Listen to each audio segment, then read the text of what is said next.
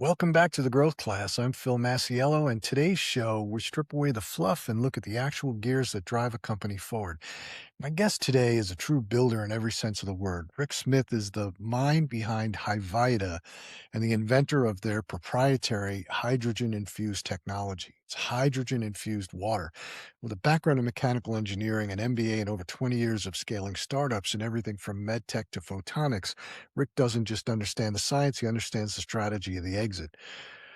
And you would think that he's just selling the product, HyVIDA, but he's not. There's more to it. So we're going to get into it with Rick and hear the whole story about how he's scaling. And I think it's totally innovative. So, Rick, thanks for coming on. Thanks for taking the time to talk to us today.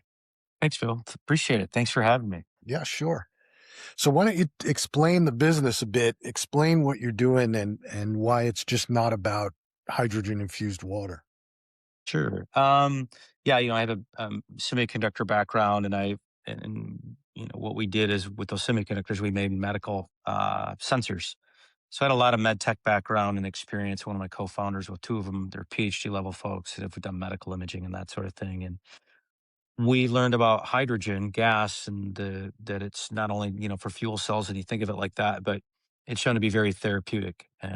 Thousands of published studies.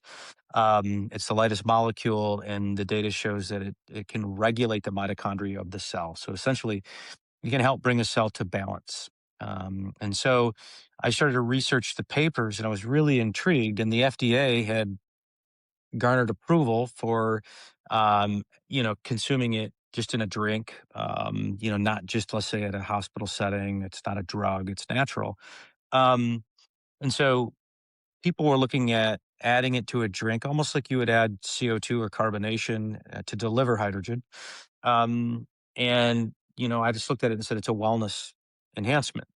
And I think most people they almost treated it as it was a water infused hydrogen, meaning they wanted to administer hydrogen and just the water was the delivery. I looked at it and said, I want to deliver great tasting beverages that are enhanced with hydrogen, almost like if it had vitamin C or any other kind of wellness ingredient. Um, and so I started to research the papers. The science was very compelling. Um, and then I went to Japan and they were doing it in Japan. I looked at some of the manufacturing processes and they were so slow, so costly. And I just said, look, I want to do something that Coca-Cola or Pepsi would jump into, but there's just no way they'll embrace anything like this unless it's scalable. So the data had shown that it's, the most effective wellness ingredient or antioxidant on the planet, but it's also the hardest ingredient to add to a beverage at scale and safely, right? So you kind of think of a manufacturing plant that produces beverages.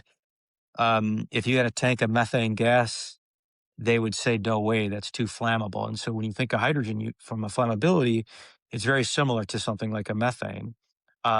But again, it's shown to be therapeutic and beneficial. So, um, I saw a golden opportunity to whoever can come up with the most efficacious way, elegant way, cost effective way to deliver hydrogen into drinks could own this concept. And so that was kind of the journey I went on, and I went down the path of let's not just look at minimum viable product. That's fine to get to market, but if you don't have phase two, phase three, phase four, if you don't have that roadmap charted, where I think a lot of people do, they say, "Well, I'll cross that bridge when you get there." And then when you can't cross the bridge and you're seven figures investment in, and you're struggling to scale or drop costs or whatever you need to do to get to the next milestone, because you shackled yourself to a technology that's limited. Now it's a pretty expensive journey to try to figure out how to pivot. And that's something that I said, I've got to have a roadmap. I don't have to have it all figured out, but I need to have the roadmap charted so that I know I can continue to evolve the tech as I go. Yeah. So when you say that hydrogen exists in water to begin with, and most beverages have water as a component. So what are we really talking about here? Good question. So that's one of the kind of initial questions people have, right? So water's H2O. What we're looking for is H2 without the oxygen. So that becomes a gas, right? Um, And so simple for people who don't think of that, the molecule, it's not just the atoms, it's the molecule that matters, right? Um, a diamond is 100% carbon, but so is the graphite in your pencil, right? But they're structurally totally different entities, right? But they're all 100% carbon. It's how they're bound together. Similarly, so when you think of water, what you want to do is liberate the H2 from the O. And essentially, rather than introducing gas like you would carbonation into a drink, why not leverage the fact that the hydrogen's there? You just need to change its form factor in situ within the drink so that you're consuming just the H2 component. Now you're consuming a gas that has an entirely different physiological behavior. Um, and so, um, you know, that was the key and the underpinning component to the technology that I developed. Why introduce hydrogen gas? It's already there. Let's just figure out how to break that bond with the water. And so it's a form of magnesium that you can source. And, again, I'm a semiconductor material science guy. So that part was probably the easiest for me to figure out where and who and how to source it, how to spec it. And then when do you introduce it? And all those things kind of matter in the timing of it. And so essentially the methodologies you fill, the elegance is you could fill the beverage like you would anywhere else. No change to the manufacturer, except we have a little machine that sees the can. And when the can goes by, we dispense our magnesium ingredient directly into the can, and then the lid is sealed. And then over the course of about 5 to 10 minutes, a reaction takes place within the can. So at that point, we're not introducing a tank of gas. There's no, release of hydrogen or anything. It's all captive in the individual 12-ounce or 16-ounce containers. So it's it's done during the process. Uh, it's done during the process of creating, let's just say Coca-Cola. Let's just say you wanted to infuse Coca-Cola. You've got all this Coke going down the line in a can, and they're pouring the Coke in, and then your system gets introduced at some point right before they cap it off. And then as the Coke goes down the line, now once it sits for a period of time, it becomes hydrogen infused. That's exactly right. Yeah. And so again, when you think about this beverage, and anybody can go to the grocery store, and if you look at, you know, a Pepsi can, a Coke can, a Dr. Pepper can, a Bud Light can, a Miller Lite can, they're identical, right? And if you go and look at a 16, 8, 12-ounce cans, the lid is identical. And there's a reason, right? You have an existing infrastructure. You have billions of capital invested in this infrastructure. And the way you can purchase a 45-cent can of Coca-Cola, the only way you can get to that cost is you're at such a massive scale and you're at such a common parts through the entire value chain. This ecosystem is so mature that any perturbation or disruption to any of that, you go backwards so fast and your cost scales so fast, you limit your capacity, your partners, all of that. So I looked at it and said, I'm going to bend everything with my technology, my ways, and just to the extent zero perturbation. So I partnered with a co-packer and said, how do I introduce it? And they said, right here. This one spot in the line is the only place you could do it. Otherwise, get lost. And so that's the elegance, right? So I could take a machine that fits in the back of a SUV. I could set it up on a co-packing line at Coca-Cola and infuse hydrogen into Coca-Cola, at hundreds and hundreds of cans a minute without missing a beat. And so, and we don't touch the can.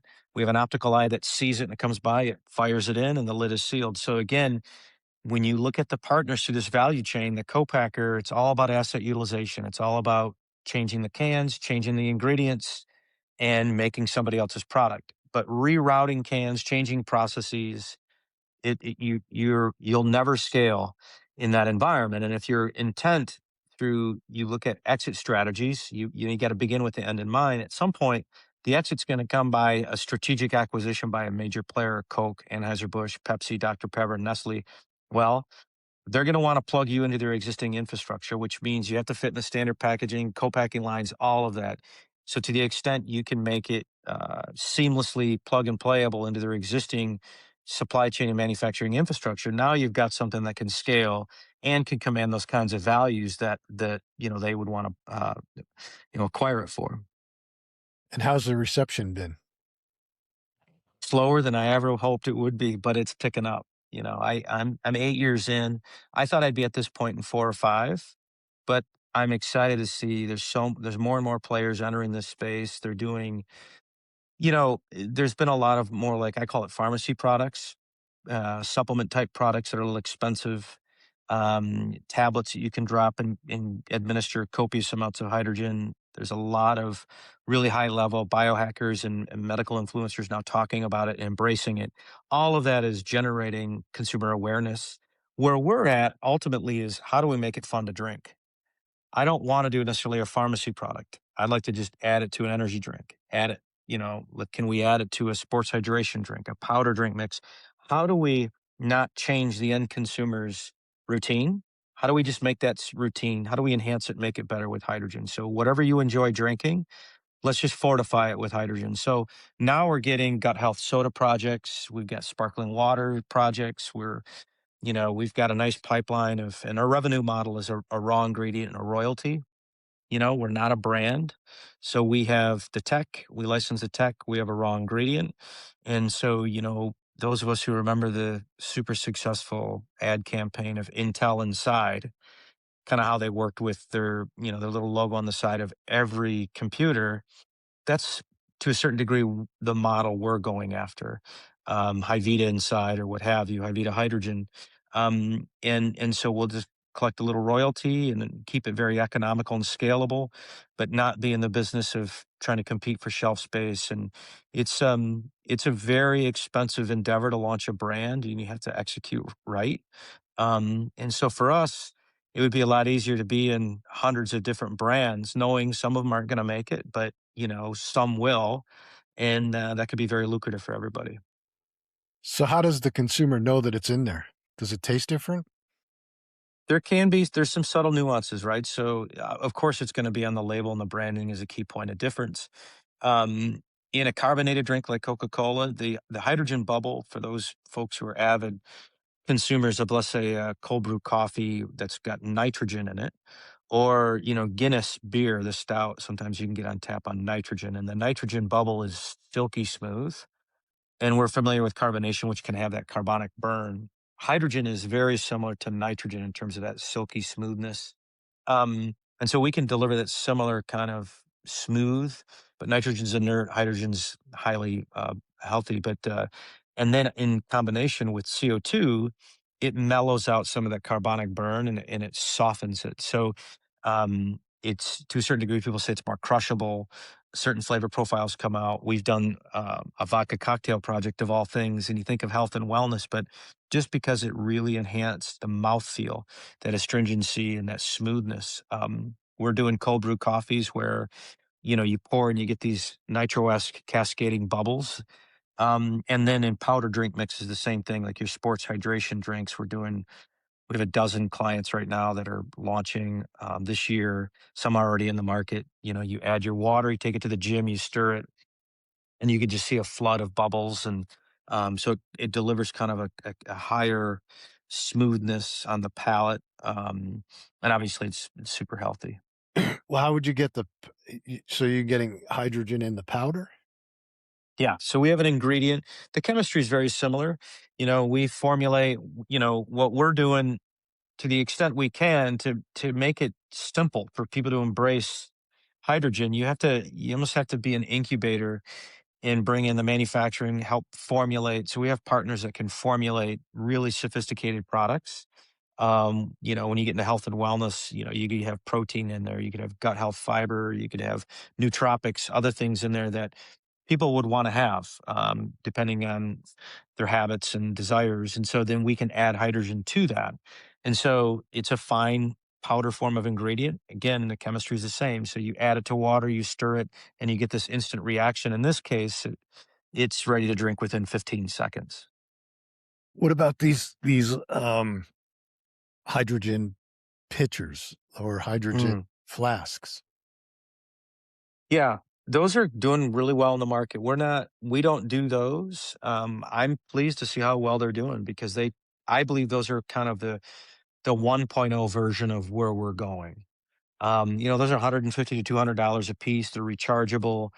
They take 15 or so minutes. You throw your water in. It's using a process called electrolysis, where you run an electrical current in the water, and that electrical current, that arcing, actually breaks apart the water molecule and liberates the H2. We're doing it by introducing a form of magnesium. It's more quick, higher levels of hydrogen, and those water bottles, they only can work with water. So if you were to add, let's say, throw Gatorade in there, the ingredients in the Gatorade could corrode those electrodes. So for us, we can add it to any drink. And then the advantage is, again, it's not changing a routine. So if you want to have hydrogen, you're going to the gym, you can have those individual stick packs of powder, a 30 pack, throw it in your gym bag. You're good for the month. And you can pour it in your water bottle and go to the, water cooler and add water to it and consume it just like you would consume any other drink. Again, I don't want to change routines. I just want to make it better. So what are some of the benefits of it, of hydrogen water or hydrogen in your beverage?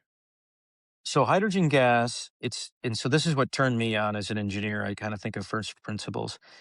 It's the lightest molecule. It's a gas, right? It's a nonpolar gas and it's the lightest molecule. So it can't be beat from a standpoint of its ability to navigate your body, go through the membranes, either cellular membrane, stomach lining, the blood-brain barrier to get to your neural pathways. But the data has shown that it acts to a certain degree as a shock absorber or a modulator of cellular behavior. So it freely transmits through, it's called through the diffusion gradient of the cellular membrane and signals the mitochondria of the cell. And the mitochondria is essentially the brain of each cell, and it can help regulate it. And so, as an example, and these are all double blind, placebo controlled studies, but they've had studies where people have compared 100 milligrams of caffeine from coffee versus just hydrogen water. And this is for people who have sleep deprivation. And they found that just the hydrogen water worked better from a focus than the caffeine. The physiological mechanism of how caffeine works as a stimulant is totally different than hydrogen. At the same token, they've taken people who have had allergens or some level of anxiety. And so what do you have there? You now have cells that are hyperactive. You've got cells that are producing too much. They might be producing oxidative stress, possibly inflammation, right? And so it can help kind of quell that down. So think of it as a shock absorber or a balancer. What that does is it helps you stay at what's called homeostasis. So for those of us who may be at a nice point in our life where we're exercising, we're eating well, we're getting decent sleep, we don't have a lot of stressors, and we feel like, wow, I haven't had a cold in a long time. Your body's running at a nice optimum state. You're getting good circadian rhythms and sleep. You're not exposed to too much toxins. And so you're at this optimum healthy state. You feel good and that sort of thing.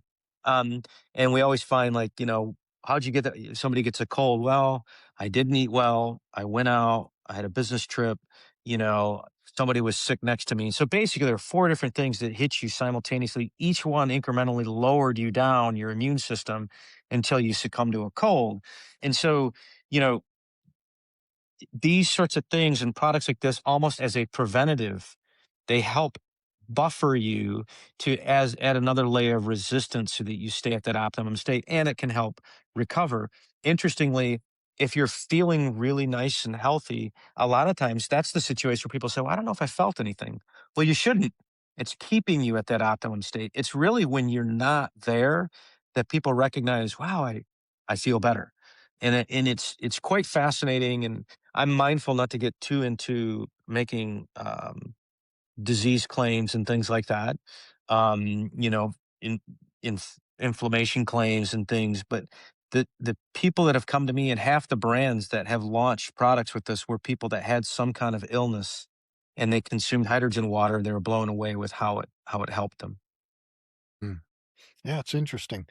I, uh, I'm not sure I understand how, like, these tabs work, and, I mean, there's a whole world of it, but it just doesn't I don't see how the tab is separating the hydrogen from the oxygen in the water or, you know, so It is. Like, if you look, it looks almost like an Alka-Seltzer, but that's more carbonation. What you're getting is it's true hydrogen.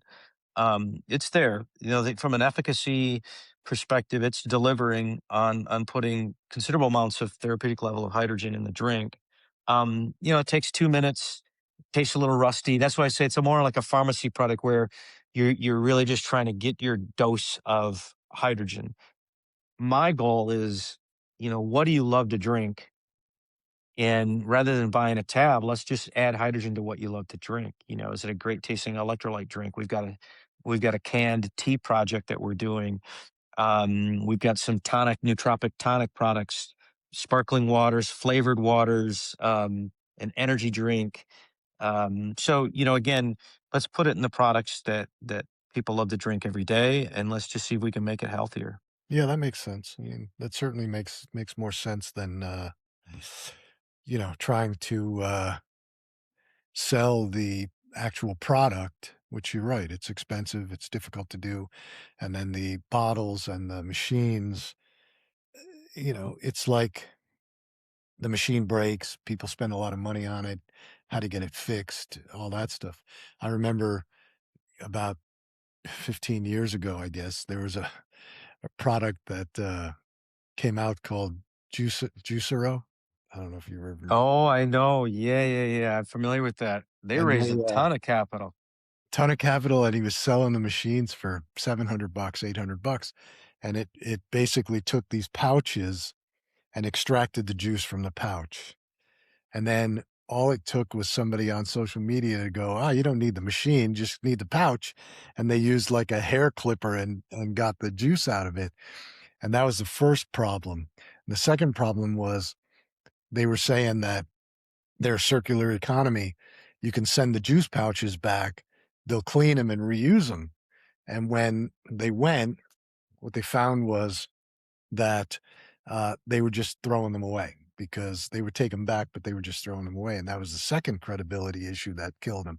And then the real big one was that the turns out that they analyzed some of the pouches and it wasn't natural, it wasn't organic, it wasn't and the whole thing just fell apart. But you're right, he raised a ton of money. But he had juice bars in New York City, and that's sort of where he started. But I don't know whatever happened with him, but Yeah, but I the was at an machines. event and he had raised a few 100 million. It was impressive what he did, but that's where my head even I was it was only about 300 people, and that was I was like, "Well, why can't I just buy the frozen concentrate and just mix it?" You know?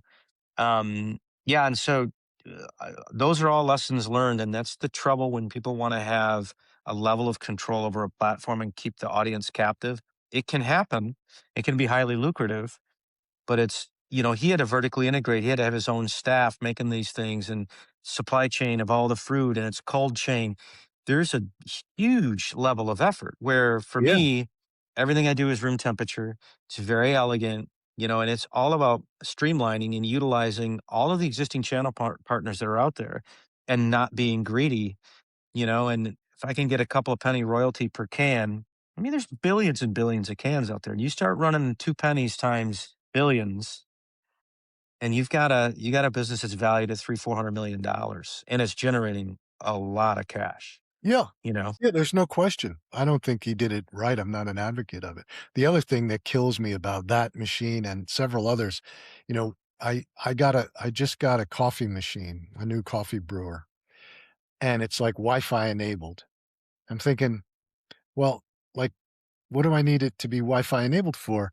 I have to put the coffee in it. I have to put the water in it. And so I have to push the button. So what does the Wi-Fi do? And then I started to notice like my microwave is Wi-Fi enabled. And I'm thinking, well, I have to open it. I have to put whatever I want in it. I have to close it. Like, what am I going to do? Walk away and then use my phone to right, right. tell it what to do? And then my refrigerator is Wi-Fi enabled. I'm thinking, why do I need all the Wi-Fi enabling in there? What do I need the system for? I don't I understand. know What I have to do. it's yeah. Yeah, I question how many people are going to really pay attention to that. No, I have a my Well, the architectural reason I lighting bring it and up, I was just looking while we were talking about there's this one that's a Wi-Fi enabled hydro pitcher machine, and Mm, it's a significant investment. And I'm thinking, okay, well, you have to put the water in and you have to push the button. So like what's the Wi-Fi enable for? It's going to do what it's going to do. I just, right. I'm paying for extra technology, I guess, that I don't need. Yeah, yeah. I wonder the younger crowd, do they really get into it? I mean, the only thing I can think of is, when you start doing that, you probably, it doesn't take much with code. I did a lot of, firmware, software stuff, but I mean, you get a field programmable gate array, FPGA, put some firmware in there, your Wi-Fi enabled, and you can do in situ diagnostics, so you can see what's going on and get consumer habits. And I wonder if that's really what's going on. Like they're, like a coffee machine. What is he brewing? What settings? They're trying to, you just wonder. It's like, Yeah, they're just trying to extract data on me yeah, and how often I'm right, using the machine. right. Are these all ex Facebook employees now working for your coffee machine company? Yeah, how many times do I open my refrigerator? How many Right, times do I, open this drawer on my refrigerator? All that stuff. It amazes me. My stove, my oven, but I didn't activate any of it because I just don't see right. the need to do it. So Yeah, anyway, we're about out of time, and I appreciate you taking the time yeah.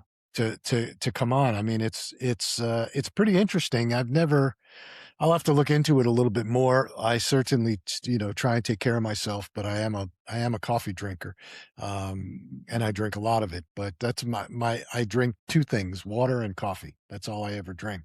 Well, I'm very similar to you. I'm at least 4 cups a day in the morning, and then I do a water. I will have wine, but and beer, but but during the day, right? So, yeah, I mean, you haven't seen it. A lot of people haven't. I think if you go and look at, if for those who are listening that are super into health and wellness, I'm sure they know about it now.